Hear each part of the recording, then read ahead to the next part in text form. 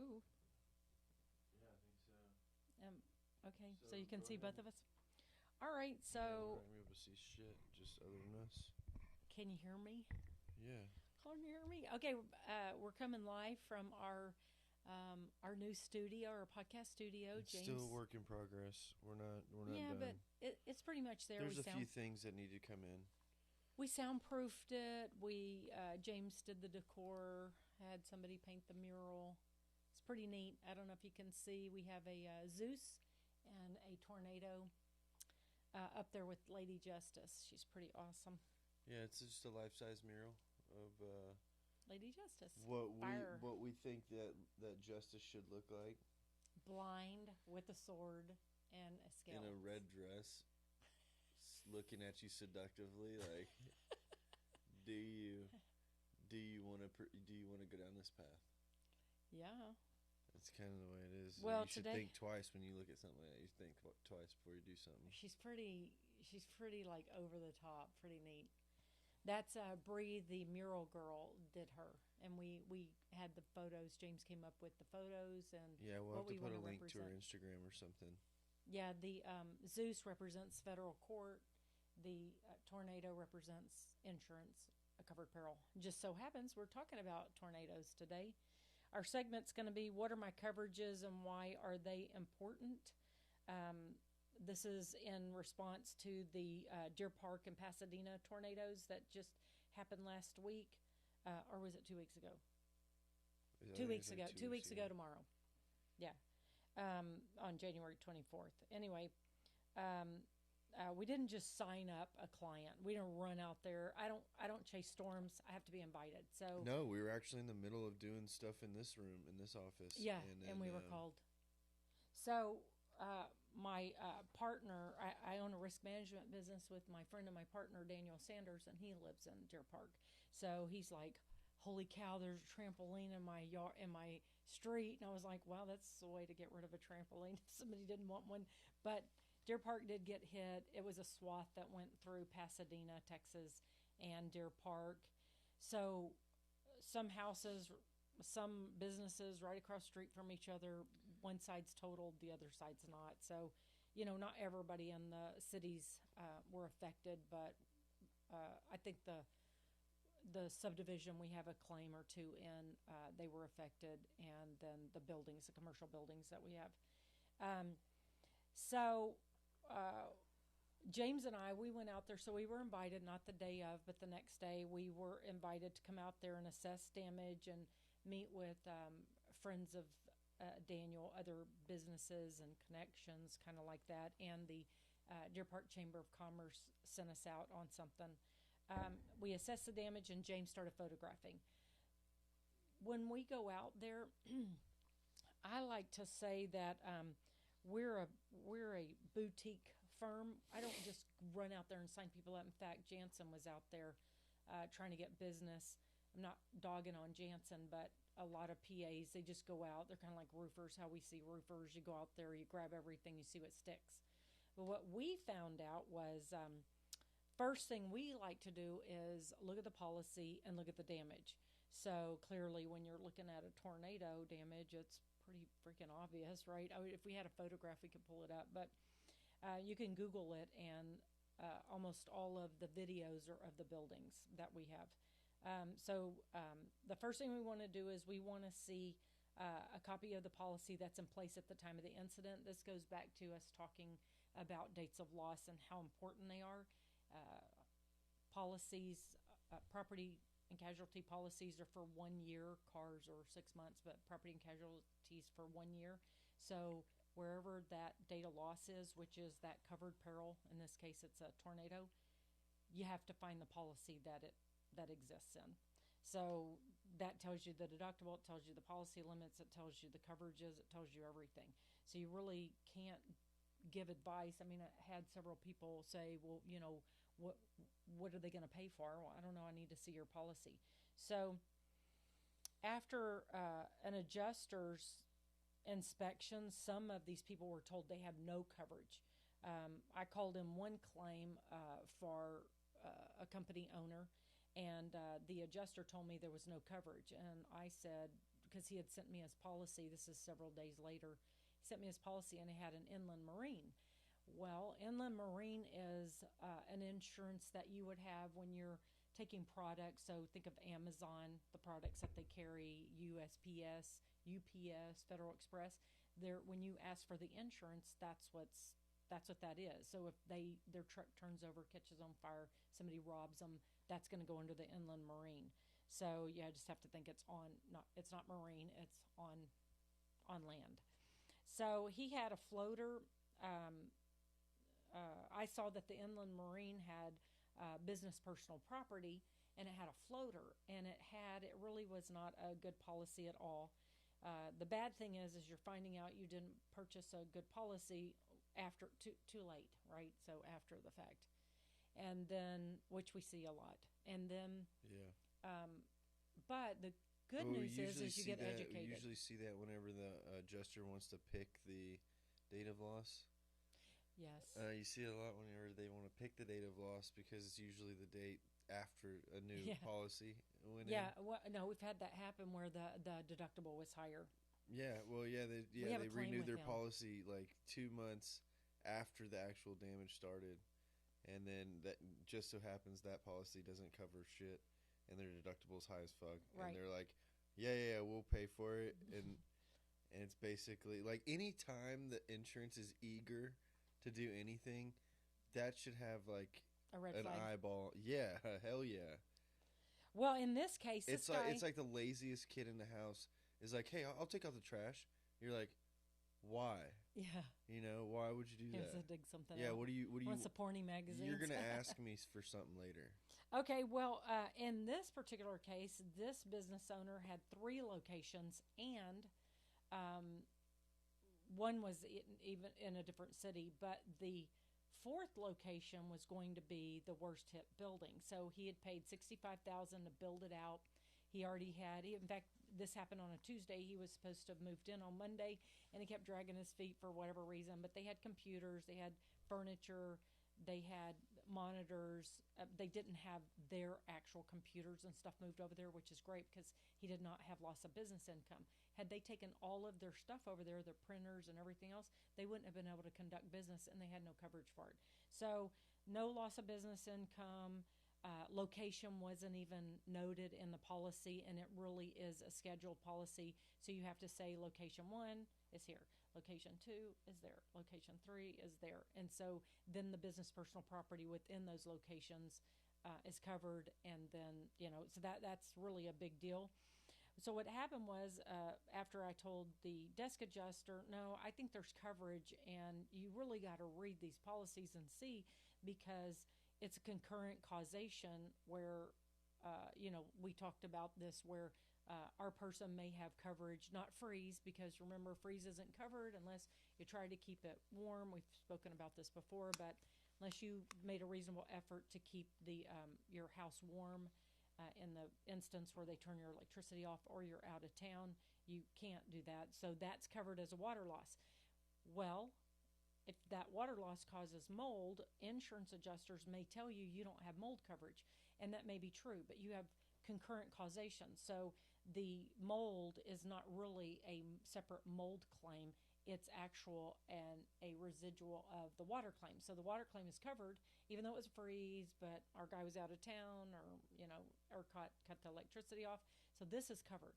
So because this is covered, that's covered. It doesn't have to be under a mold policy. It goes to this water, a response to the water. And we talked about that in Houston. The humidity's so freaking high. I mean, 2 days ago it was freezing, and then today it's warm. I don't even know why I have a sweater on. Until you get sick. Yeah, but so what happened was the adjuster came out, and he was such a nice guy. His commercial policy came all the way from Fort Worth. We happened to be there doing another inspection, and he said, hey, I kind of got here early. They said the weather was going to be bad, so it's okay if you can't meet me early. I was like, hell no, I'll meet you early, because that goes a long way. Trying to accommodate them. He's way busier than me. I don't take a gob of cases. I just don't. I think during Ike I kept 50, and probably 10 of those were flood and wind. So though I don't count those because it's the same house. I don't count those as separate clients because they're one client with two claims. So, um, anyway, so the guy came out and he was very apologetic and said, "Hey, I really hate this. That this is when you're going to learn that your insurance policy is insufficient, and darn it, I wish you weren't finding out this way." But I see it as an opportunity for my client to actually hear it, not just from me, but from someone who actually adjusts these things, and he's trained in commercial policies and he understands. So what we determined was that the new location wasn't on there. We didn't know pretty much betterment. So this guy spent 65,000 improving this, and they have to get the lease agreement. Lease agreement didn't say that that was part of anything because that was a verbal agreement between him and the business, the business owner's contract. But I've had one with a franchise, a Monkey Joe's, and the betterments are part of the lease because you have to do it the way Monkey Joe's, just like a CC's Pizza or whatever. The colors have to be the same colors. All the logos have to be their logos. Yeah, The carpets, the carpets have to be, for bouncy, so kids don't fall off the bouncy thing and break an arm. So everything in there is it's part of the brand. Yeah, and even the signs hanging from chains from the ceiling, everything had to be uniform. So that was a really easy one for me because I just went straight to the franchisee and said, "Hey, can you write all this up?" And he did. And then I got the lease agreement. Like, I was so far ahead of Sedgwick that, anyway. So, so what happens is at that point, the secretary is sitting in the meeting because, she needs to learn so she can remind her boss remind him what insurance they need to get. And she said, "Well, I told them, I sent them an email. We were talking about this new location. We were moving in, and they didn't put it on there." Well, that's an errors and omissions, or potential errors and omissions on the insurance agent for not adding this location. But usually an insurance agent, especially if they're bigger, they have an opportunity to not do their errors and omissions where it goes against them and they have to pay the deductible. They'll add on like, "Hey, we messed up," and get to add it on. In this case, they added a floater. So they were able to add to a floater that had the locations. So they were able to get, the $14,000 worth of stuff that was over there, not the betterments, that was $65,000, but just the furniture and the monitors and whatever they had over there. So that's better than nothing, but yeah, it's true. How is a contractor supposed to negotiate to that point? No, you're not. You're That's just there trying to do bill back. How could you honestly trust a contractor to take over your insurance claim? No, they would go in and see there's nothing to bill back, and they're gone. The process to find, they're gone. When there actually is money to build back, it's just in a different area in the policy. It's with that's what I'm getting at. Is like, dude. No, they miss opportunities all the time, but the thing if there's any advice out there for the homeowner, the commercial owner, the people who aren't contractors or public adjusters, hire a public adjuster or an attorney. But I'd rather that attorney be like a family friend that's willing to go above and beyond. Well, but it's specialized. In fact, during Harvey, I had an issue. You're better off hiring a public adjuster. I had a big issue with, there was a female San Antonio attorney that went and was signing everybody up, and she reduced her fee down to 20% from 40%. And now public adjuster is 10%. So why do you want to pay her? She probably know shit about first party breach of contract. She's just trying to make some money, but she had a runner. That's really what I had a problem with. She had some chick out there with cards, and she was just signing people up, and they were signing up with an attorney. And that is case run. That is the same as a freaking chasing an ambulance. I seriously, or going, selling it to a lawyer. Fucking makes me mad. It is bear tree. It is illegal. And so I had a problem with her. And so when I got a client, did you say her name? No, I don't know. I don't remember her name. She's out of San Antonio. But anyway, I don't remember her name, but I looked her up, and she was only like a 1-2 year lawyer. Hey, yay for her to be creative, but I mean, how to lose your bar license. Anyway, so I called her up and I said, "Hey, you realize that your case running?" "Oh, no, you don't know what you're talking about." "Well, this chick who left a card isn't an attorney. She's soliciting, and she had your contract signed." So I don't know. That appears to me that you're not supposed to do that. You're supposed to sign an attorney contract in their office so that at least with them present or nearby. I mean, as a trial paralegal or as a paralegal, I've done that, but the lawyer's been in the next room to answer. Do you have to notarize a contract from a...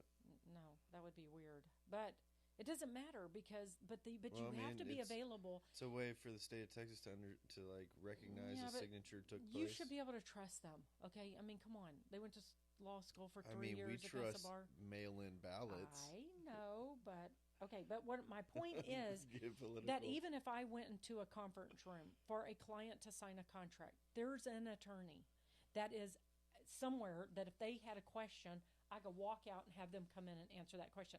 So attorney doesn't actually have to be present, but I'm not going to their fucking house and having them sign shit.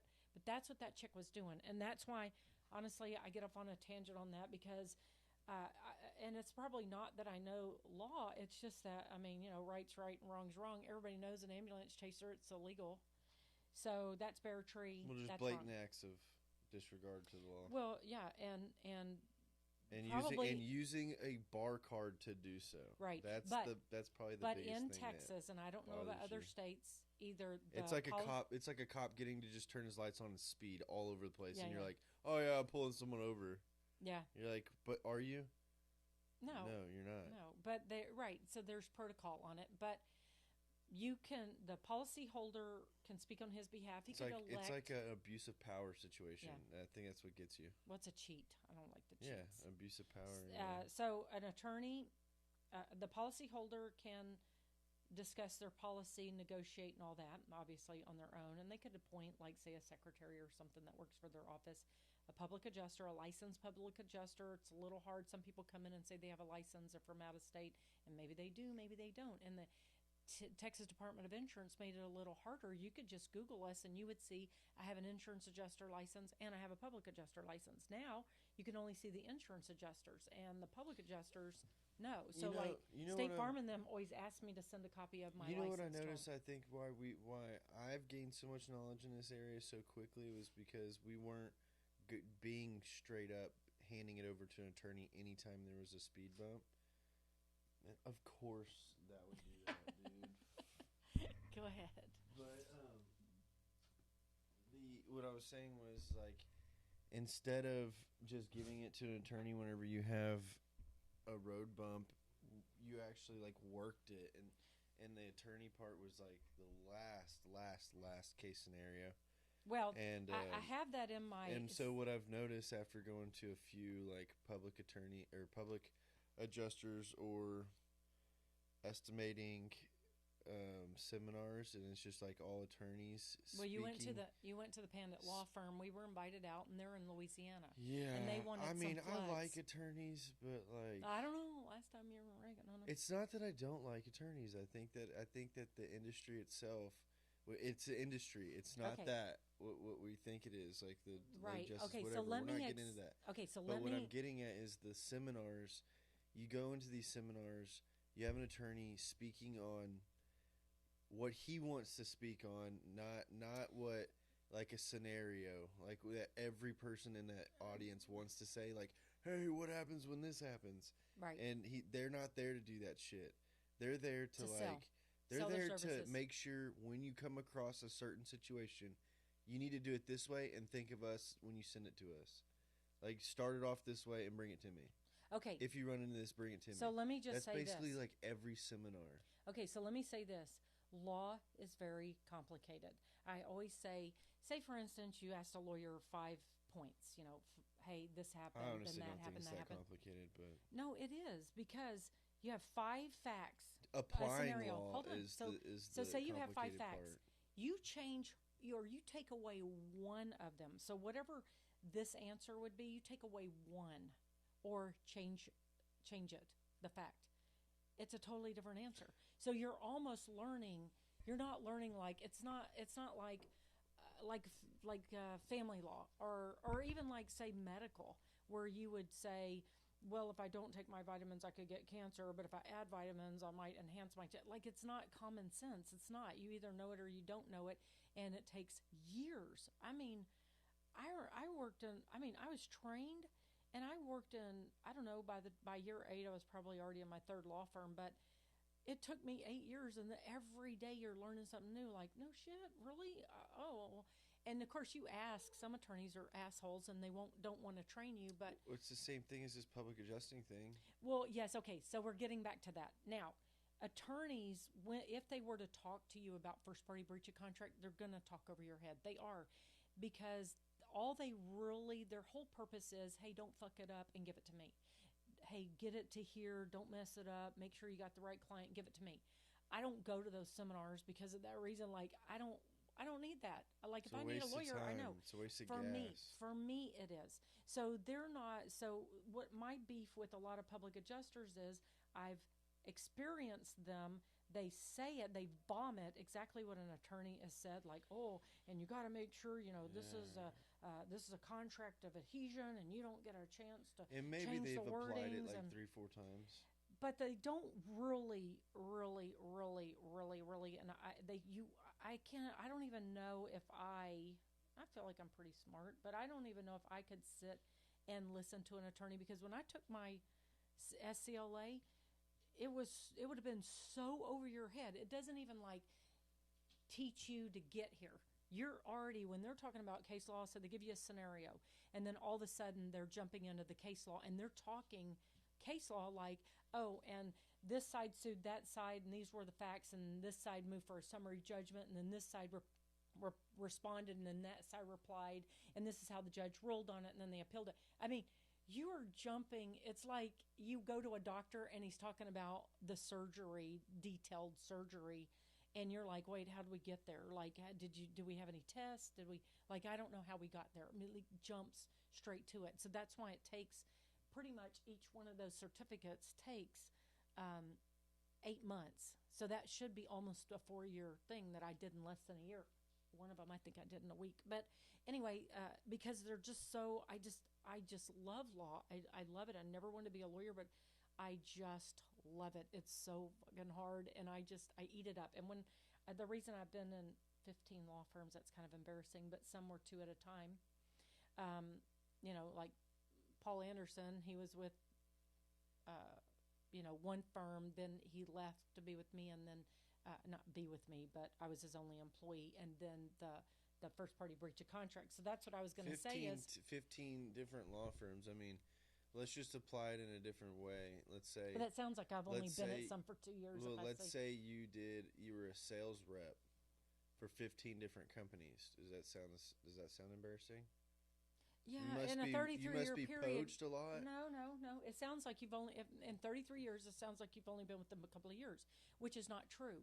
So I would count 3 of them as Glover, Anderson, Lewis, and Prebeg. Yeah, but you could apply the same thing to Then I would do law like offices of Paulie Anderson, then Boyd St. Anderson, where we did the first party. You could apply the same thing to like an FBI career. You say every 2 years I changed my department. No, but you're still with the FBI. I got a promotion every 2 years. Yeah, but okay. So my point is, and then when I worked, but law is law. You just have a different. I know, boss but when I worked at changing. Bruman and Bear, it's the same thing. When I worked at Steve Bruman, and I worked for Elizabeth, his wife, I needed to work for him. I would work on all the hard stuff. If they had an engineer, if they had an attorney, like I got to work on those. Well, or yeah, I got to work you on became a specialist, in a way, a contractor. Well, but I worked for 2 law firms there, because I worked for Bruman before, and I worked for Elizabeth before, and then I worked for them together.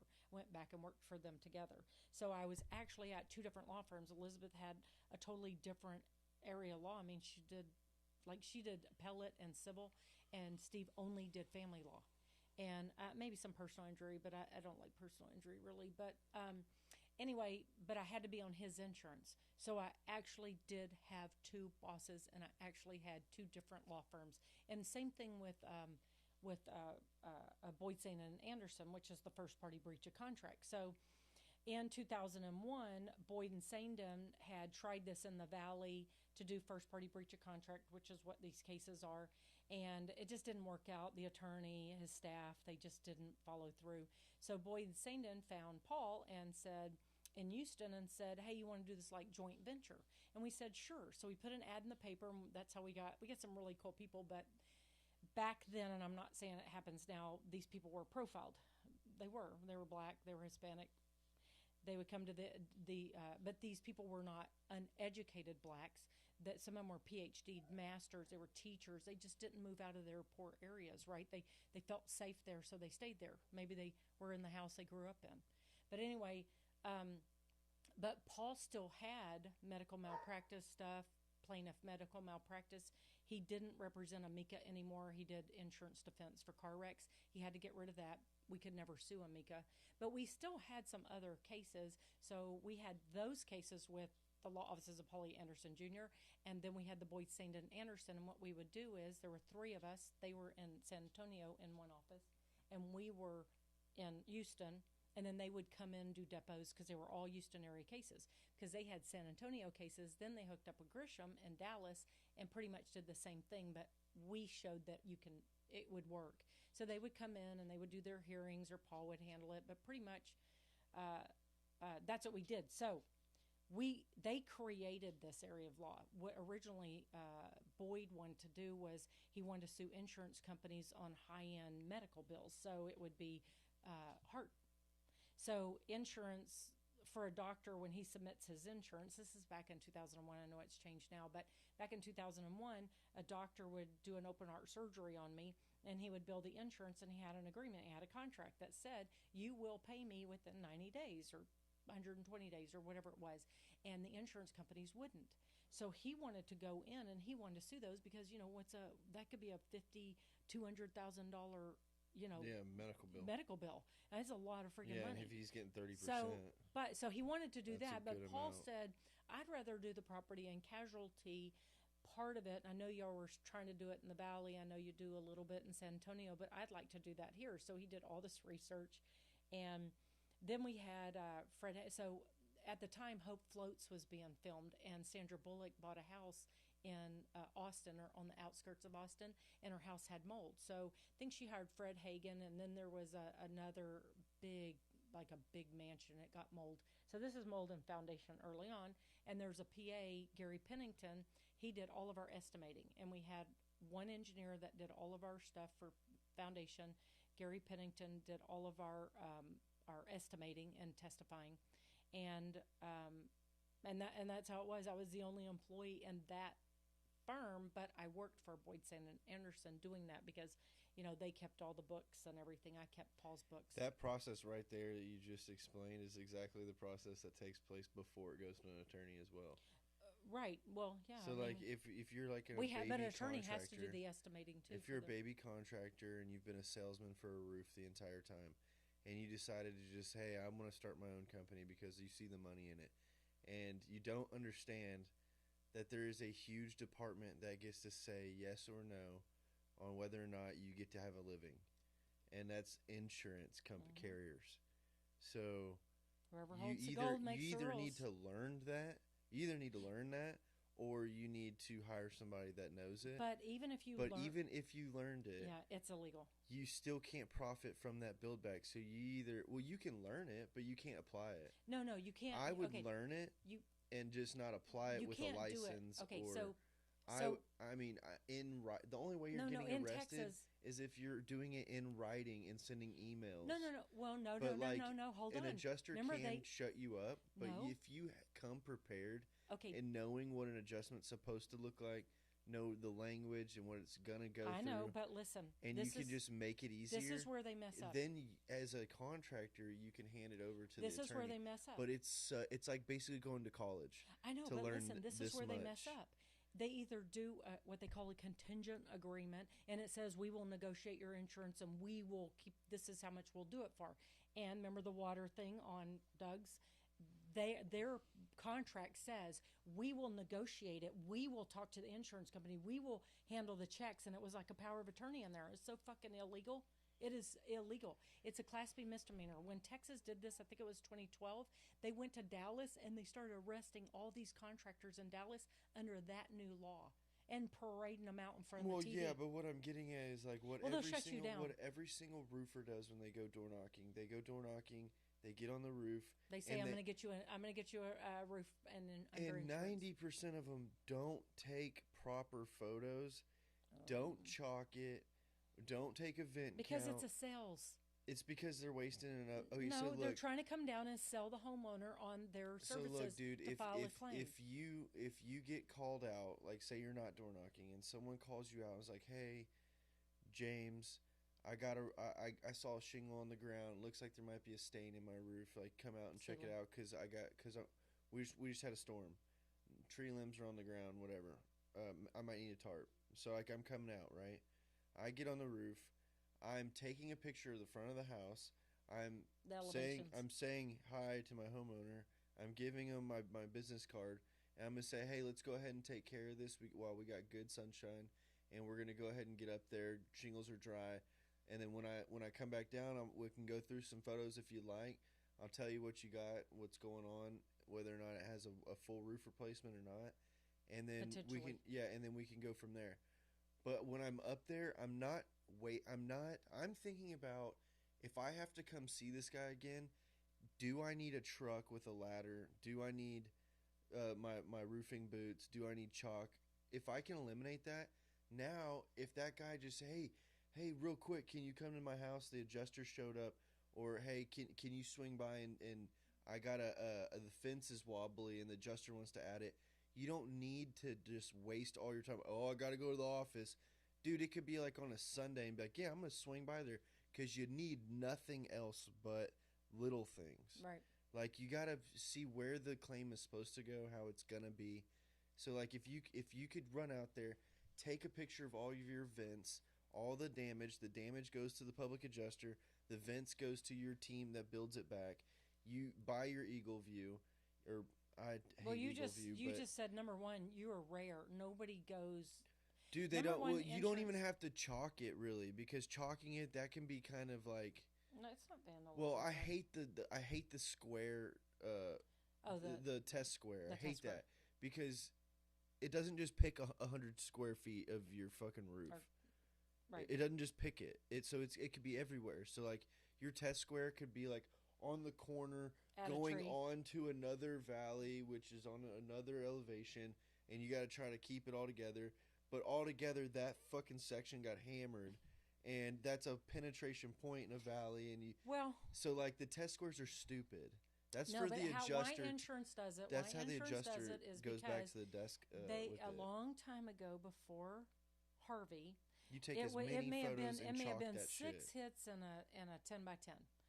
Then it became 8 hits and a 10 by 10. Then it became a 12 hit. They kept moving the fucking ball, and Well, they that's what move I'm it. getting They at. move it because they're cheating.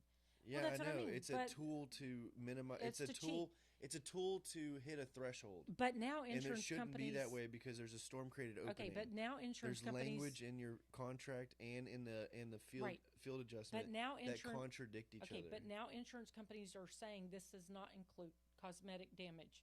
And the reason they do that is because of if it looks bad, as long as it hasn't done a storm created opening or it doesn't show the matting, it's fine. And they're not doing it because it's cosmetic. They have to say it has to literally almost create a storm created opening. On metal roofs, if you don't elect not yeah, to have I'm just talking cosmetic about coverage. asphalt. I know. So here's the thing. But what I'm getting at is if you knew what it took If to you work actually smarter, not harder. properly from start to finish with an actual claim, you would know that you 65 to 75% need an adjuster, a public adjuster. Well, Sometimes you don't. No. So here's the Sometimes thing. it's cut and dry, and Texas- it's not because of your tactics. It's because in their risk management software that they use and use against everybody else, and their Colossus program. No, yeah, Colossus. Yeah, But their the Colossus Clue program. Report, the Clue They're Report. they're looking at their long term investment. Like I adjusted a roof. This is no shit. I adjusted a roof. The lady was probably 40. Probably maybe 60. Had the house since it's paid off.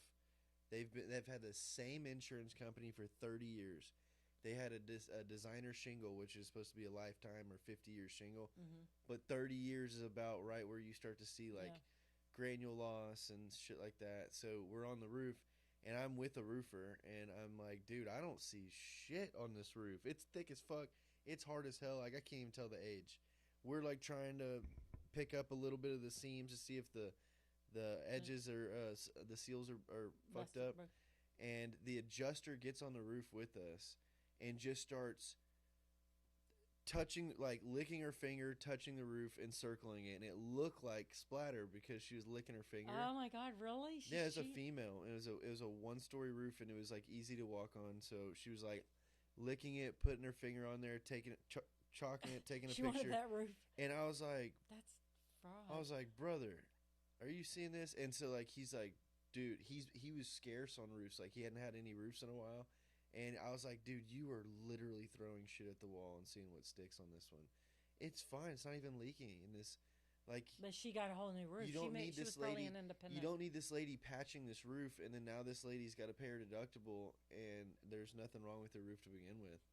And he's like, well, it's damaged. You can see it all over the place. And I was like, dude, no, you can't. I don't know what you're talking about. And even if you did, it looked like somebody took a bag of peas and just like kind of like throw them out. It's like airsoft gun, just shot it in the sky and let it hit the ground, let it hit the roof. Like, there's nothing, and there's no indentions, nothing, not even blisters. And she bought it, and I was doing the math in my head. I was like, another 30 years, she'll be 80, 90, and she doesn't file a claim. And say you pay for that roof, or say you patch it, or say you just say fuck it, a total roof replacement, $35,000. No, it's probably more than And that. so you go, Roof. how much is a premium? How much is your insurance yearly? Oh, it just depends on your house, but Well, it's no, yours. 3-4. Oh God, mine's Amica, so What it's is like it? 4,500. Her roof was bigger than yours, so $4,500 a year. Well, So let's like just say $5,000. let's just say 5,000.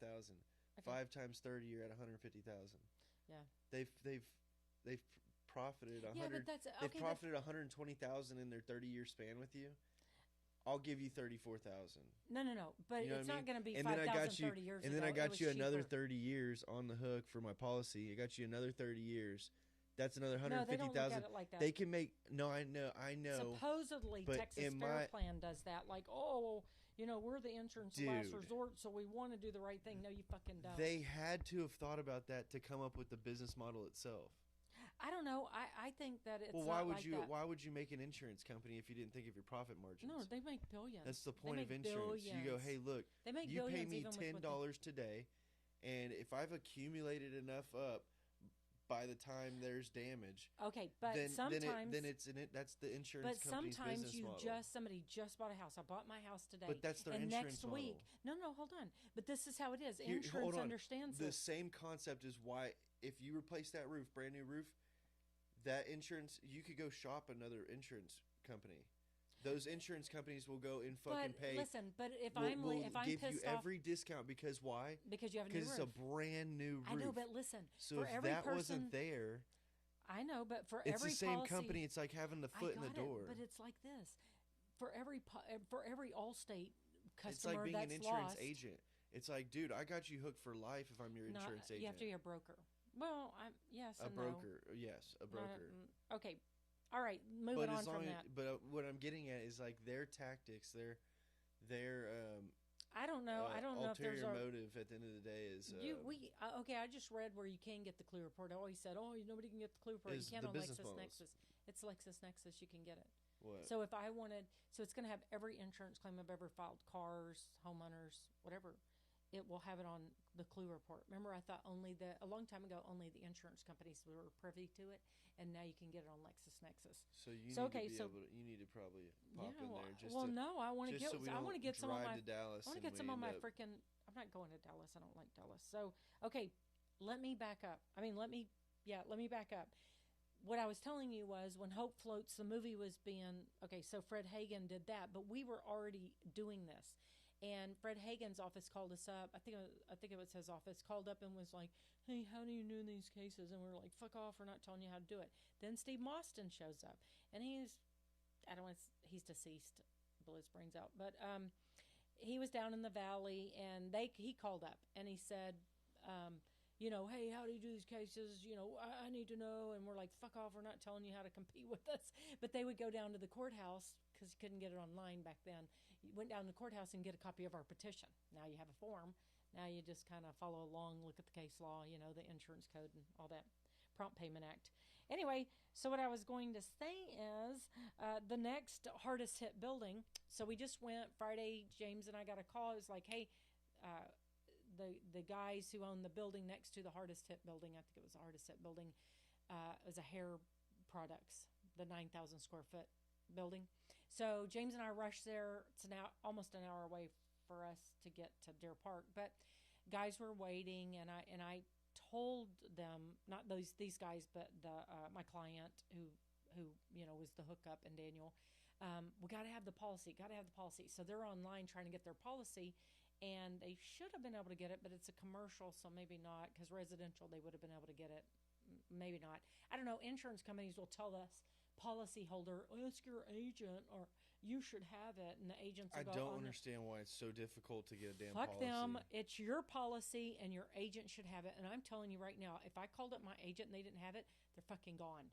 Yeah. Because they don't give it to you. They don't, I've had my insurance for 10 years. Well, it's your owner's manual. It's your owner's Right, manual to but your car. okay, but listen. It's like it's like it should come with this. How you buy a car, it comes with a spare key. Okay. You should get a fucking policy, printout Yes, of your okay, policy. so this is how it It happens. should be in a nice little binder. Number one, and it should be mailed to you for how much money you spend with them. Number one, you probably never get it. What you get is like your car, you get a declarations page.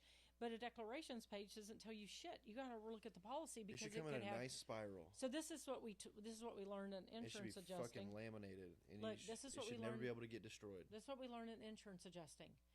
They give it to you, then they take it away.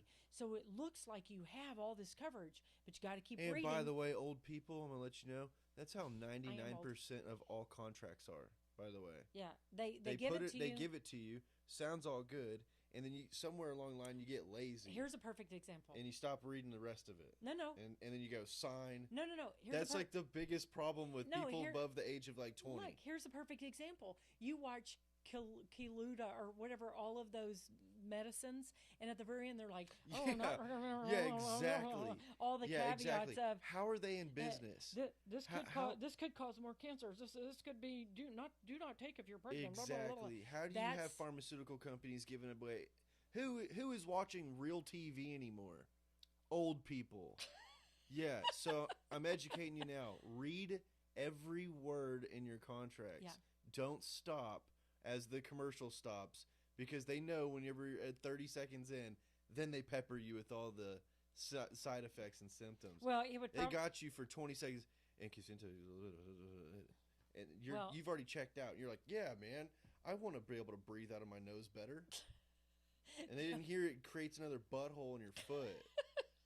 Dude, I'm telling you, read your shit. Okay, read your shit. Hold on. So anyway, so we went out there. Of course, they didn't have their policy. So they're having all these questions. I already had the adjuster, and so I said, well, I don't know. I have to see your policy. I don't know if you have loss of business income. They said we didn't. Did you notice how he put his head down? Like he was almost ashamed that they didn't have that in their policy. I said, well, I don't know, because it's also reassuring that you're asking the same questions that they asked and got denied, and it's like I don't know, reassuring that everybody's actually. Well, it's not what you think. Like, in other words, hey, standards. I had something happen, pay for my shit. That's what people think, right? And they look at insurance as an asset, so they go, hey, see what happened? My glasses fell on the ground, pick them up, and it doesn't work that way. Then the insurance gets to say, well, let's see, what did you pay for?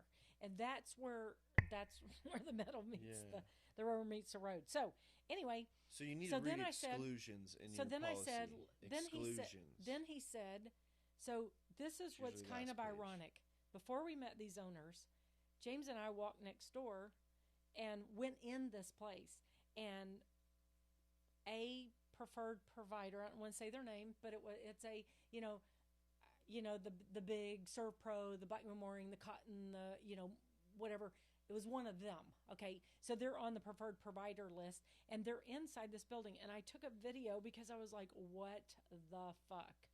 This lady, so these guys are being, this is a tornado, right?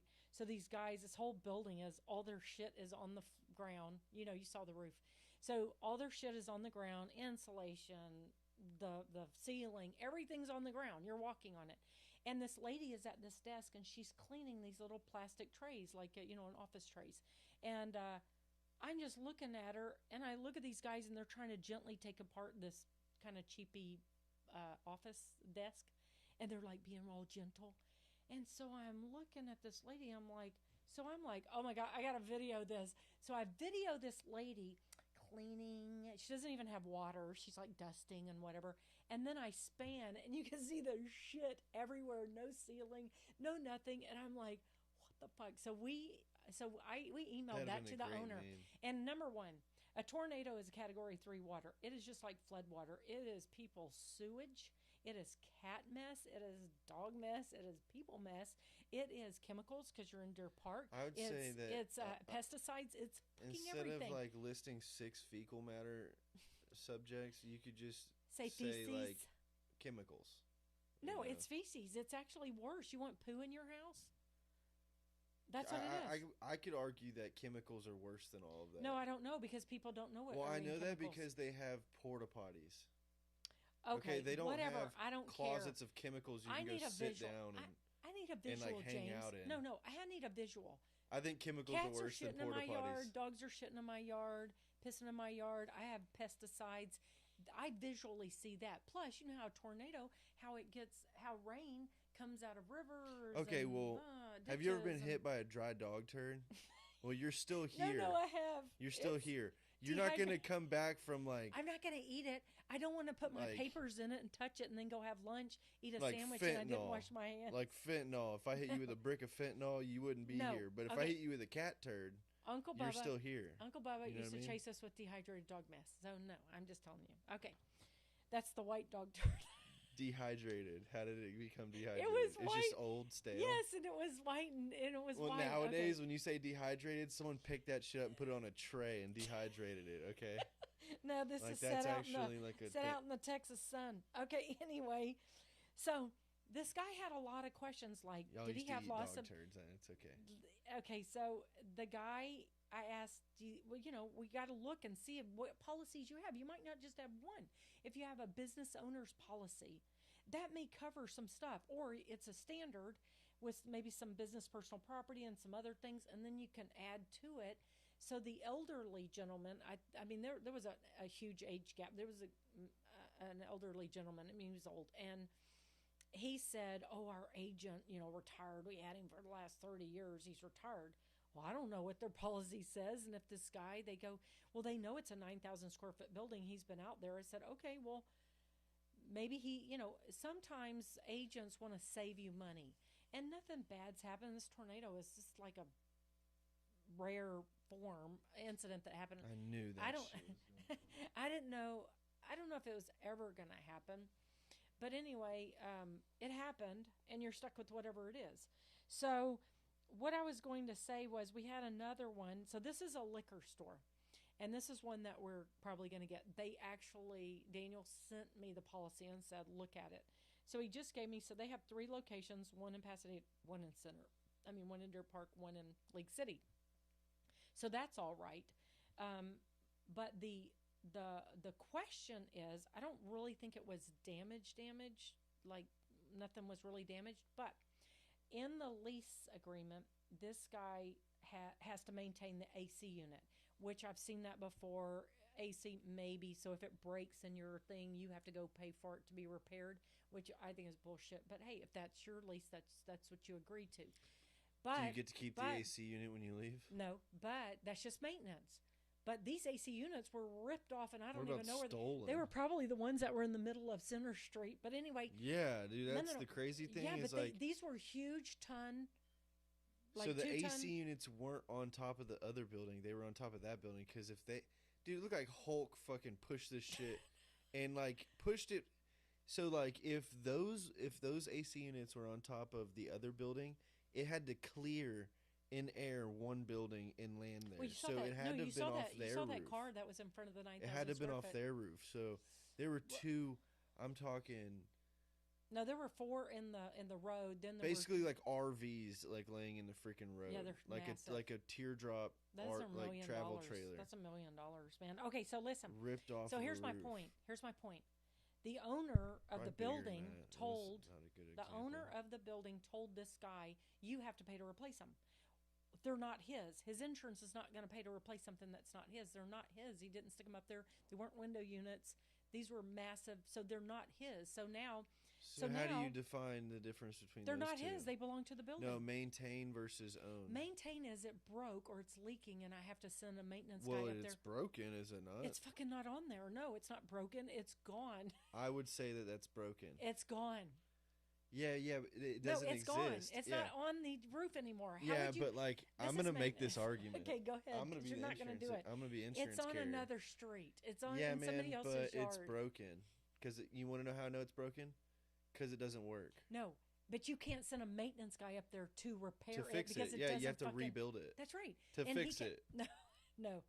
His policy doesn't. To maintain. Okay. His to maintain policy, its function, it has to be replaced. Okay, number one, his business personal property, if he owned it, if he fucking put it up there and he owned it, chances are he owned the building. So it's structural.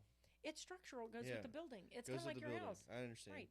So, it's like if somebody said, I leased you my refrigerator and it's in my house. In a condo policy, could you see like, hey, you need... That's different. Hold on. Is it though? Yes. Okay, I know. But let's say, could there be a caveat? Remember like, the fire? No, remember the fire we had? And each condo owner was supposed to, or share with, if there was one big unit on top, remember the fire? St. Joseph? The big fire. And maybe that one unit went to two different people, or maybe four, the two below and the two above. They had to all come together and agree to repair if it broke, because it would break in all four units. They didn't own it, but it did have to be repaired. If a tornado took it off, it's not on them. I'm trying to apply They didn't own it because they would have co-owned it. Okay. Could there be a caveat saying you have to maintain windows? Not in this, because this guy's a lease. He didn't. Can there be a caveat in there saying, hey, you have to maintain windows? It's structural. No, because it's a lease. No. Okay. So listen, it would be betterments. Okay, listen. It would be betterments that would be, hey, my liquor store is a franchise and my liquor store has to look a certain way. But that would be in your lease agreement that says betterments. Because this is what happens. When you buy a condominium. I'm just trying to well, hold on. Let me just say this. All when you buy a condominium, your insurance, you don't go tell your agent, oh, I need this and that, whatever. Your agent says, let me see that sales agreement. Do you own sheetrock in? So this is my condo, right? And I own my walls, obviously, because I'm going to paint them, and it keeps my my condo, my home, separate from my neighbor. But some will say studs in. Some say sheetrock in. If it says sheetrock in or studs in, it's whatever you purchased, whatever that says, that's what's insured. So they always, always, always on condos ask you, I need to see what you purchased. And it will say you own the studs, you own the AC, you own the whatever. It says it in there. Yeah. So now there's no question. This is a bullshit. renter, but this is a renter in a strip center. A renter in a strip center. He might not even be the only one in that strip center. I don't know. Because it's one address and he has a different address. But it's the company's out of Austin, I think. Okay. Anyway, moving on. So that was one. And then we have another one where the building's surrounded by glass windows. And I talked to the owner and he said, I'm not sure when I'm supposed to hire you. The adjuster hasn't come out. Well, we saw him boarding up his windows. Only the whole entire building is windows. Maybe the back's not. But all the way around, and only 2 windows are left. And it's a real estate. And so I said, well, this is fair. Let the ugly 4-letter F word, but this is fair. Let the adjuster come out and tell you what he's going to pay for. If he tells you go get 2 bids, hire me. If he tells you he's not paying for anything, hire me. And if he tells you it's not covered, hire me. Because at that point, now you know what he said. And what if they say this building is structurally not sound and they're going to pay him policy limits? Why you want to give me 10%, right? Yeah, and that's where it becomes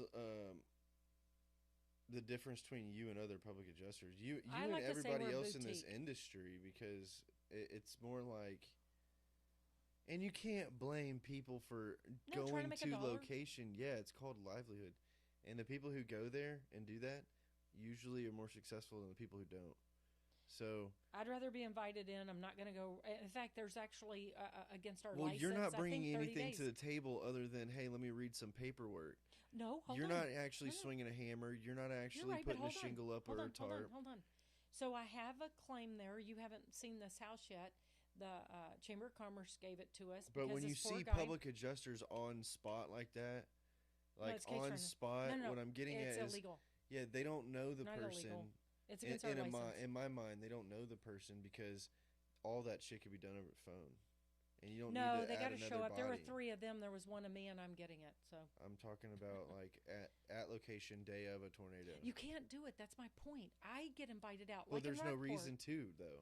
No, you got to get out. That's what I'm saying. Is they get out there. They take all of them like a roofer. You just take everything. Then you start getting the policy going, and you chunk it, chunk it, chunk it. If you're big enough, or maybe you throw it to the smaller guys, the new guys, so that they can learn. So now they go like, hey man, is this covered? And somebody teaches them how to do it, because they don't teach you how to be a public adjuster. There's no class for it. Teach you how to be an insurance adjuster, and then you just figure out, I'm on the flip side of it. I know what you're supposed to do now. That's why I made all my girls all the classes on public adjusting are there aren't any seminars for attorneys. That's it. Well, some people try to do boot camps and all that shit, but listen, I got a beef with it because I just have a beef with it because you can't really explain this area of law. You can muck through it and you can kind of figure it out and have shit happen and give it to a lawyer, and it's all a learning process. I'm not saying you don't know what I know by doing it for 20 years or whatever. You figure it out, but you just really don't know, because like you got to go to the jury trial. You got to type that jury charge. You got to actually see what your evidence is. Like that's why I feel like I have an edge over everybody else, because they're never going to get that experience to be a trial paralegal or even attend a trial or be a lawyer. It's just, it ain't going to happen. If you're not already there, it isn't going to happen. But anyway, so this is what I was going to tell you. So when I went out to this guy's house, Daniel had sent me a copy of his policy, and it was an HOA. So way back when my bosses started this, there was an HOA, HOB, and an HOC. I think an HOC was your freaking house had to be knocked down by a cyclone for any coverage. B was the one you wanted. That's the equivalent to the HO3 and HO5s now. All risk unless they exclude it. Everything's included unless they exclude it. On the A, which is what this guy had, and they really have changed, but they kept him on this with the $500 deductible, grandfathered him in or whatever. It's an ACV policy. But this guy, actually, Daniel sent me not the deck page, but the thing that showed what his premium was, and it said he upgraded it. He paid $51 to upgrade to replacement on his personal property a year, and he paid $111 to upgrade his structure a year. Okay, so that right there is massive. Now he gets a replacement cost up to his policy limit. So the adjuster gets there, and I said, I see this is an HOA policy, and he goes, I wasn't trying to trick him. I was just going to see. And so he's like, yeah, this is an HOA. Well, he didn't really want to talk to me, right? So he wanted to go around. So then I let him walk around with the owner, because, I don't like to tortiously interfere. That is their customer, right? And this guy isn't going to say anything that's going to be bad. Fucking tornado, like the front of his house collapsed. So all I have to do is make sure they don't try to play this little game like, oh, I'm sorry, your house collapsed, and it's not. So that's another causation, a concurrent causation.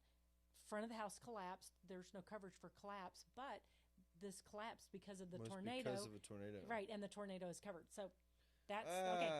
Okay. So I just have to make sure. Good. But you don't know that somehow an insurance company wouldn't tell you that, and you don't know. Okay. So then, second, when he gets to the dining room, if I said that as a contractor, is that not? Could the adjuster not turn around and say like, "Whoa," and leave? You're talking policy. Yeah, not leave, but just refuse to talk to you. But that right there, it would probably piss him off, because that right there is what you would pay. That right there, that information right there, is what you would pay an attorney for. Yeah, 2 years later, if you didn't know it, or you 2 years watching later. No, that's what I'm getting at. It's like hold on. something that simple, which is that obvious of a tornado. So I let him walk hold around. on. It's something that simple, that obvious as a tornado blew my freaking house down. But it collapsed. But you don't have coverage for a collapse, and then you're out, and then you never fight it, or you send it to an attorney, and all you had to do was just say, have a PA. Or all you had to do podcast. is say, hey, dude, it's all on the tornado. Okay, so and they go, okay. So I would let him walk around, then I would come in. Just for that information, your claim could be paid 2 years from now. Right. Just for that moment. Took 2 seconds. Okay, so here's the other thing. So I would pop in, and you could just tell he was agitated, like he just wanted to be alone with the homeowner. And then they get to the dining room, and I go, hey, I said, I was looking, and I see that this is actually an RCV policy, a replacement. And he goes, oh, really? And I go, yeah, it shows right here. and I'm trying to show it to him on my phone, and he goes, "Oh, on personal property," and I go, "No, on both." He actually paid a premium for both, for structure and he goes, "I gotta go. I gotta go call the office." Seriously. Yeah, So either because he was didn't told have, otherwise. he was told otherwise or whatever, and it really does make a difference because you're telling the homeowner, "Hey, this is a replacement or this is an actual." Well, So he he goes had to out have to his been truck. told otherwise because they He usually goes just out. prep for it in Hold the on. car. He goes out to his truck and he stays in there about 20 minutes and he's talking on the phone. Yeah, exactly. Then he tells me, "I can't talk to you until I see your contract." Refused to talk to me till he could see my contract. And I said, "Okay, fine," because I hadn't had a chance to send it And in. how is that not bad faith right there? No. Then he tells, then, because I didn't give him my contract right then because I didn't have a copy of it, but I had the original. But they'll sit Then there and wait, say, "Oh, this he is your tells the privacy." homeowner, wait, he tells the homeowner, "Hey, Mr. Whatever, can you come, can we talk in my truck?" And he wants him to, he goes, "You can come sit in the front seat." So I go over there How and I old go, is this guy? he's an older man. The client. They're both older. He's Like retired. how old? 73, I think he said he was. Okay, so potentially they're just thinking that you're kind of bullying up on this old guy. Maybe. No. And maybe you Here's got the your thing. contract signed I told by him something. at the very beginning I was the public adjuster, but he decides he doesn't want to talk to me because he didn't have a copy of my contract and the office doesn't have it and whatever. Okay, so I said, "Well, can I get in the truck too? Can I get in the back?" I was being turned, and he goes, "You can't get in my back seat. There's too much stuff back there." And I said, "Okay, well," he goes, I need your contract." And I go, "Okay, well, hold on." And I go get it and I hand it to him. So I roll down the window before my client shuts the door, and I hand it to him and he goes like this and puts it in between them. And I said, "Well, that's my only copy. That's the original." I said, "I can send you a copy." And he goes, "Well, let me take a picture of it." So he rolled down the window. He wanted to talk to this guy himself. He wanted to get him alone. And the only reason why you want to get him alone is you want to fucking lie to him.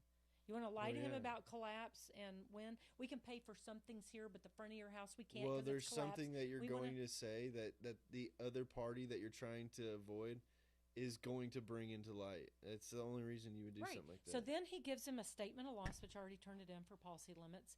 And he he's like overwhelming him with these documents. I'm like, "Thank you, I'll take them," because I'm standing at the window. And then I said, "Okay, so he does not want to leave his stuff, but Deer Park had just come around, said, 'Do not go in your house,' and yanked all the electricity." Well, here's a perfect example of a culture of insurance adjusting culture. They're trained and taught to sit in their car, gather your thoughts, gather your information, hit your notes in the car 30 minutes before you go to your adjustment. He actually pulled up I got there Well, hold on, 45 minutes listen. early. He pulled up right behind me. He got there 45 minutes So early. their game plan is they don't know what they're getting into until they look at it that 30 minutes beforehand. And they have somebody else like kind of scheduling the things that they do, scheduling and peppering it in, right? And then they get there 30 minutes before, they go over their case study, they go over what they've been trained to say and do in this scenario, and you basically readjusted his scenario by saying there is coverage and it's right here. And he goes, "Oh shit, hold on a second. I'm This telling you. girl who assigned my schedule just put something in my lap. I know I can handle it, but it wasn't what I was prepared to do." Just that moment of having to go back to the car and talk Let me to tell somebody. you why I know he was lying. Well, hold on. Go back to that car and talk to somebody had rattled their feathers so much that now they're reacting instead of putting on a skit. Okay, Now they're reacting, Hold on. and Now I'm the gonna tell you- reacting part gets messy and, okay. So hold on. gets a little unprofessional. Okay, so hold on. Remember how I said it's just my legal training? I see shit. I see shit before you even realize, before you realize that you saw it or how you're going to project it. So this is what happened. When he said, "I got to go to my truck," I said, "Oh, go ahead," right? Stayed out there. So I said, "Hey, I didn't even have the claim number on my contract," right? So I said, "Hey, do you have the claim number?" So he said, "I can't talk to you." And he goes and gets in his truck and he's talking and he's like very animated, right? I can see him. He's parked right behind me. So, and it was a really super cold day. And so I said, do you have the claim number? And I needed a pen from him and I wrote it down on the contract, right? And he rolls the window back up, like he's put out by me. Then when he gets my client in the truck and I make them roll down the window, so I'm just standing in the yard because this guy's on a corner and he's talking to my client, right, who's in the seat, and I'm at the window, so I'm almost like right in the front seat with him. He says, "I'm going to write you," because the policy said, $2,500. It was like $1,000 advance for the personal property and 1,500 for the structure. That's how it's like an advance. I don't know what that's going to get you. Maybe a night at the hotel or something. But anyway, so he's writing him a check. So after I know that he's spoken to the office, not once but twice, he had to get in his truck twice, right? He says, I'm going to write you a check. Nobody's in the office today, and I've been calling, and I can't get anybody on the phone. And then I realize, oh, it's a Saturday. That's why no one's there. And right there, I want to go, fucking liar. Who were you talking to twice? How'd you have to call the office? Who were you freaking talking to? And I mean, is underwriting working today? I mean, so you're a fucking liar. You're sitting there saying you're going to write this check, but hold it until Monday because nobody's in the office unless you're saying nobody in the accounting department. I don't really know. But it's like, really? Okay, so now I'm on point. Like now I'm like, oh, you little fucker, you're about to, you would have cheated him. I know they would have cheated him. I know they would have. It was just sitting there because he's over here, like he would have said, collapse on the front. And the back of the house is attached to the front. So the back of the house I'm is just sitting listening there. to the story, and I know exactly. Yeah, so the back of the house is not attached to anything, right? Because the house is all tied together, and the whole front is gone, is like collapsed in. And we weren't even supposed to be in there because it said Deer Park right before we got there. So that dude's game plan was to come in there and say, you don't have coverage for collapse. Or you only have coverage for half, and it's an ACV. Yeah, fucking know what he's going to do. How is that not a crime? Because it didn't happen. I didn't come in after the fact. I stopped it, and I said, and I immediately, like 2 days later, I already had that statement. Okay, say that goes through, and you get hired a month later, saying, I don't know why I'm getting. Oh, I would have slammed them. But what I'm getting at is, how is that not a criminal? How is that not fraud inversely? Like, you know what I'm saying? How's that not insurance fraud on the insurance carrier? That's right. But hold on. Who calls insurance fraud is the insurance I know. That's what I'm getting at. Is there something that polices that? No, not really. You're right as a civil remedy. And at the same time, legislation argued that you can't even sue the adjuster that went out there to say it. Okay. Hold on. If you ain't cheating, you ain't trying. If they fucking get away with it, they're going to get away with it. This older gentleman, he was retired. He's almost a recluse. He has no family, no nobody. And he didn't know who to turn to. He went to the Chamber of Commerce. He went to his Chamber of Commerce and said, do you have anybody who can help me? There's nothing there to sue on. He would have been isolated. Nobody knew insurance It's around like him. Suing a gun after a shooting. Yeah. It's like that. You know what I'm saying? When you can't sue the adjuster that shot the gun. I'm not done. So then I get a lady who's overseeing everything, even making sure I'm not sketchy, right? She sends me a text and says, hey, he got this in the mail. I don't want to advocate adjusters being sued, but... Hold on. No, you can't sue them in Texas anymore. I know. I don't want to advocate... I'm not arguing that they should be. You could sue them, but they did that for jurisdiction. They did that Vandalism, to keep it in state court. You sure can, but no, I mean... they did it. They took it away because attorneys were suing the adjuster, not because they did anything wrong. It was to keep it in state court so it didn't go to federal court because not all lawyers are comfortable or even admitted into federal court. So if it's under $75,000, it automatically stays in state court. It's called the hometown advantage. I got you. If I'm a New York insurance company, Texas is going to fry my ass, right? So what you do is you say, well, I'm going to have local judges, and I'm from out of state, and my jury pool could hate people from New York or whatever. So I want to go to federal court. Okay, so what I was going to say is it gets a little, not worse, but so I turn in a statement of loss for policy limits on all of them. I did it on I did it on structure. I did it on other structures, the 10%. Actually, yeah, it was 10%. Hold on. I want to get this thought off. I did it on personal property. Wait.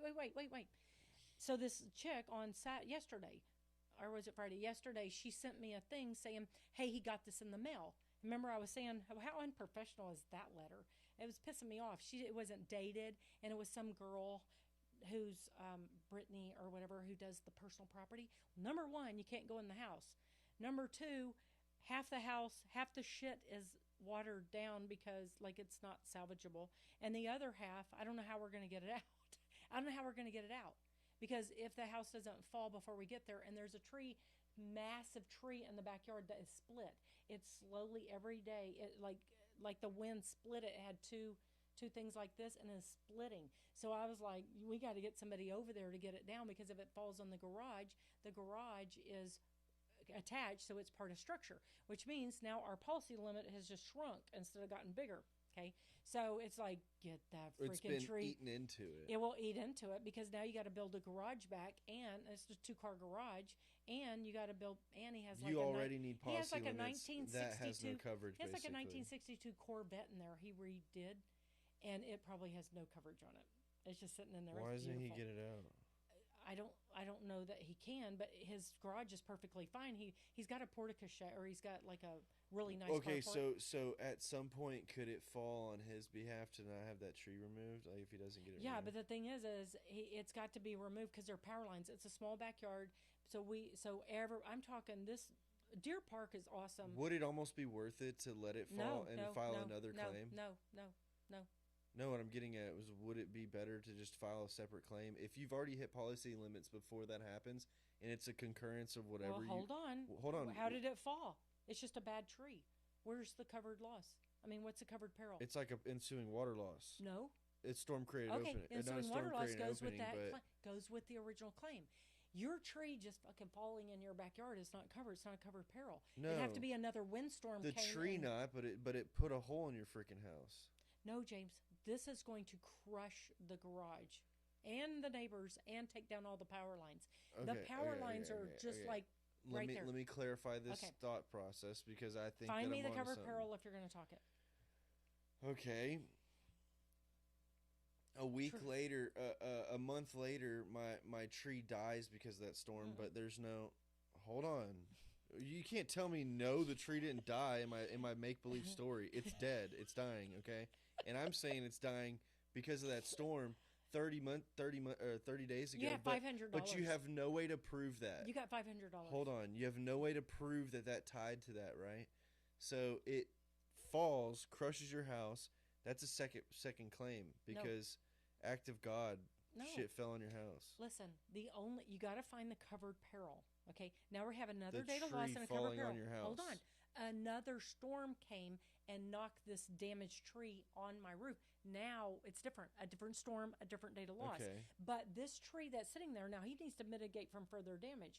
So the first thing they did was a neighbor called Centerpoint out and said, "Hey, because that's what I'm getting at is saying that like if it falls from another covered peril, say it doesn't fall in 2 weeks and we get another storm that comes that's through. right. That's different. You would almost rather that than to cut it down and address. Do you get what I'm saying? You kind of want that to happen. Okay, I know what you said, and that's not what you meant. What you're saying is you don't want the tree to fall and damage his garage, but if it did, you need it to happen at a different time. Yeah, exactly. So you have another policy But limit. you already see that it's cracked, so data discovery of that. It's so mitigation. It's like negligence in a way. Well, potentially, but it's mitigation from further damage. Okay, so let me tell you but what if you're just tapped out and you have no money and you can't matter, James. and you can't even hire a tree trimming company? Your policy, an arborist actually came by, but your policy is not a maintenance policy. Just because you don't have the fucking money, that's not their problem. So I got to advocate for the insurance company. It would only be covered, and the only reason, if it were to fall, I don't want it to fall right now because that eats into his coverage because it's not detached. But hear me out. I'm going to paint a really real specific story. Okay, I live in a 2-story house. Tornado comes through, affects my house.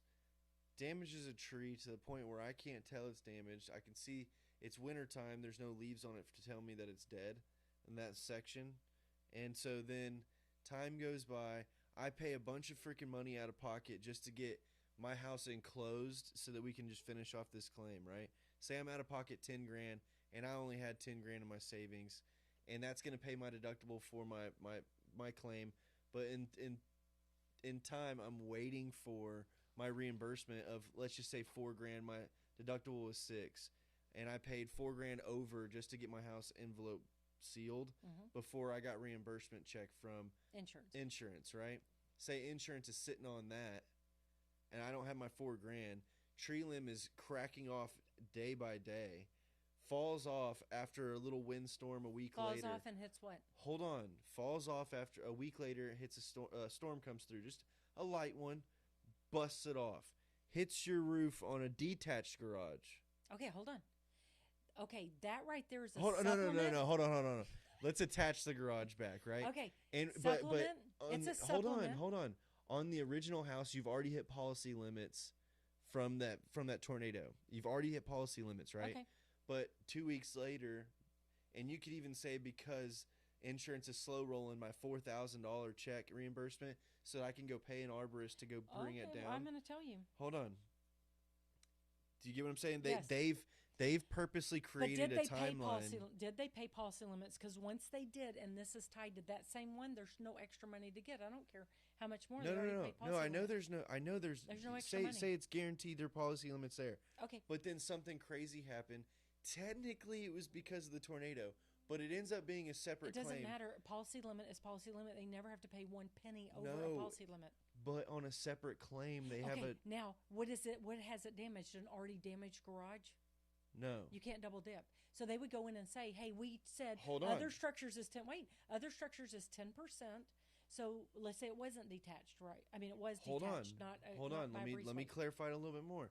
On that tornado, it damaged enough to get a full roof replacement, but it didn't damage the garage. It's getting shingled, I right? got you. It's getting shingled. It's getting that repaired, It's right? not the policy limit now. Hold on. Right? No. In that policy limit, it has hit the shingles, not the decking, not the rafters. Tree limb comes down because of a second occurring claim, right? You file a second claim because a windstorm knocked over a already rotting tree, but you should have brought the tree down, but I couldn't because my paycheck was being held up by reoccurring. You get what I'm saying? Yeah, I know. I got That's you. a really real scenario right there. That happens here's to the people. thing. So listen. You kept saying policy limit. So you you're either not get double the policy dipping. limit or don't. The shingles would never have stopped that tree limb anyways. We're talking decking, rafters. No, you're right. That's additional, but they're not double paying for the the shingles. Shingles just won't be on that second yes, claim. Exactly. So you would rather it to fall and damage it than to on a second claim, not on this one. Because if I get policy limits, it's $217,000 to on a build second a house claim. back. So because it's every day attached. that goes by, you're kind of waiting. Hey, that actually I'd rather should they take fall. it down. I'd rather they take it down and not. But not hear damage me out. his- If it doesn't fall and you If I give a shit about the now money, everybody, you're right. but now, I don't. but hold on. Now everybody sees that. Are you still out like the $4,000 to pull that down? No, here's the thing. I was trying to tell you on this case because the What way I'm the getting tree at, is. in this scenario, at on. some point you're going to end up having to spend like $2,300 to Maybe, but to listen. the 4,000 check Listen. that you're waiting on. Listen. So What that's I'm a super real listen, scenario, though. But here's the thing: if a tree falls and it doesn't hit anything, nothing that's covered, it just falls in your yard.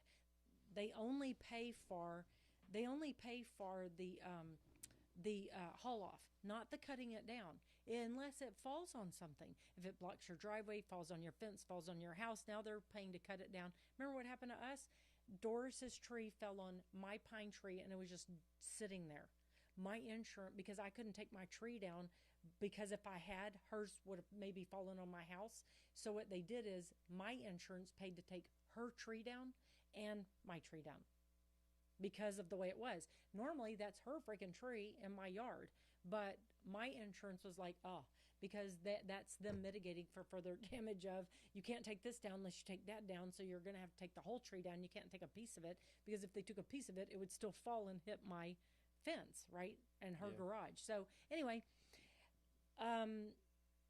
sorry, I just had to get no. But here's my point. Because that's a real scenario that we run into. This is what we're saying. This is what we're talking about. Not everybody has like 30 Hold grand on. in the bank. Like, that's crazy. This is what we're talking about. When your policy says structure, and say it's your house is insured for $300,000, your other structure is 10%, so that's $30,000. Other structures would be your garage if it's not attached. It's not built into your house. It's not attached by a breezeway. Okay, it's totally separate. It could be sheds. It could be decking.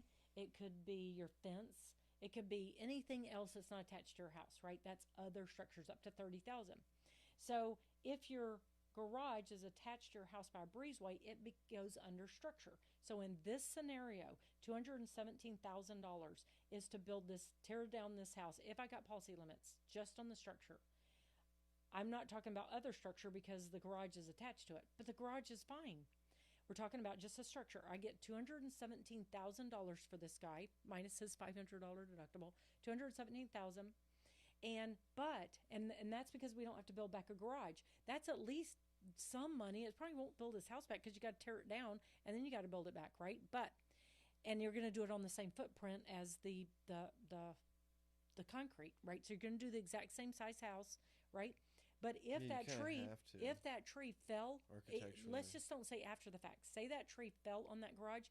Now I have $217,000 to build a garage and the house, tear both of them down and build them both back. So that's what I'm saying is that event, which I don't want it to happen. And if it does happen, I'd rather you just take it down. But if it does happen, I hope it would happen on another storm that has nothing to do with this one, and then he would get That's what I just said. But you're a nerd, no, bro. no. Listen, but I want to explain it to everybody because it does get very detailed, and the facts matter. Yeah, you want that second storm to push that tree. I don't want it limb. if I'm a public adjuster that just wants some fucking money, but in reality, I care about my client. I don't want that garage touched. Clearly. No, I don't want it touched because it's got a 1962 Corvette in it. And why should this guy go through any more shit? He's already devastated that he lost his fucking house and everything. I'm just saying, as a homeowner, if you're out of pocket and you're tapped out, have no more expendable money, and you're waiting on, and you can't even cut down a tree. I get it. You can't even cut. You're like, bro, I can't pay somebody to come through like $600. But let me tell you what all the neighbors did. All the neighbors came over there like, hey, let's help you, because he's a recluse. They know he doesn't have anybody.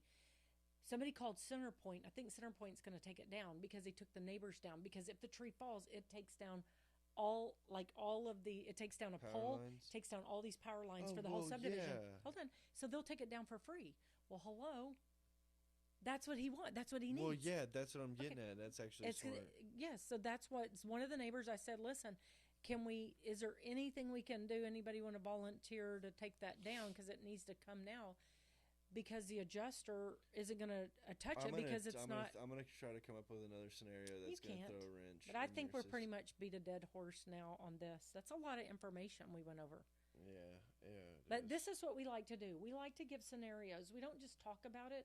We give scenarios so you can actually visualize what we're talking about because it could happen to you.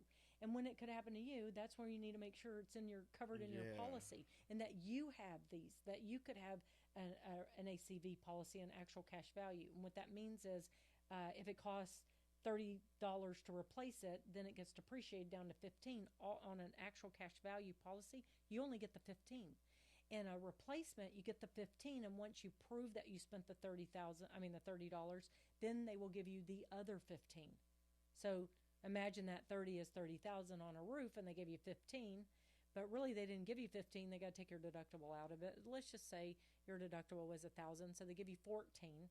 You're supposed to pay your deductible, and then when you build it back for 30, not for any other number, they will give you that other 15, which should be your roofers or. Anyway, that's how it works. So I think that's a wrap. We appreciate you joining in, whether you're listening or watching. And I'm hoping it videos me because I don't see me over there on the. I know. I'm hoping that this actually worked out pretty good. Anyway, so this is our first setup.